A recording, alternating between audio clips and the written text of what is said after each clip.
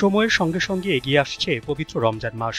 রমজান শেষে বিশ্বের মুসলমানরা উদযাপন করবে ঈদ উল ফিতর, যা ইসলামের অন্যতম প্রধান ধর্মীয় উৎসব। তাই এখন থেকেই শুরু হয়েছে ঈদ উল ফিতরের সম্ভাব্য দিনক্ষণ নিয়ে আগ্রহ। সংযুক্ত আরব আমিরাতের জ্যোতির্বিদরা জানিয়েছেন, এবছর 28 ফেব্রুয়ারি রমজানের চাঁদ দেখা যেতে পারে। যদি ওই দিন চাঁদ দেখা যায় তাহলে 1 মার্চ থেকে রমজান মাস শুরু হবে। রমজানের মাস 29 দিনে শেষ হলে ঈদ উল ফিতর পালিত হবে 30 মার্চ। তবে যদি রমজান 30 দিনে পূর্ণ হয় তাহলে 31 মার্চ ঈদ উদযাপিত হবে। এদিকে ঈদ উল ফিতর উপলক্ষে সংযুক্ত আরব আমিরাত সরকার সরকারি ছুটির ঘোষণা করেছে।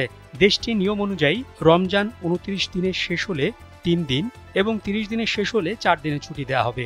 উল্লেখ্য, আরব আমিরাতের সরকারি ছুটির বিষয়টি ইসলামিক হিজরি ক্যালেন্ডারের ওপর নির্ভরশীল এবং চাঁদ দেখা কমিটির সিদ্ধান্ত অনুযায়ী চূড়ান্ত তারিখ নির্ধারণ করা হবে। জ্যোতির্বিদদের পূর্বাভাস অনুযায়ী 2031 সাল পর্যন্ত হালকা শীতের মধ্যেই রমজান মাস শুরু হবে। এটি প্রথমবারের মতো এবছর থেকে হতে যাচ্ছে, যা মুসলমানদের জন্য স্বস্তিদায়ক বলে মনে করছেন বিশেষজ্ঞরা।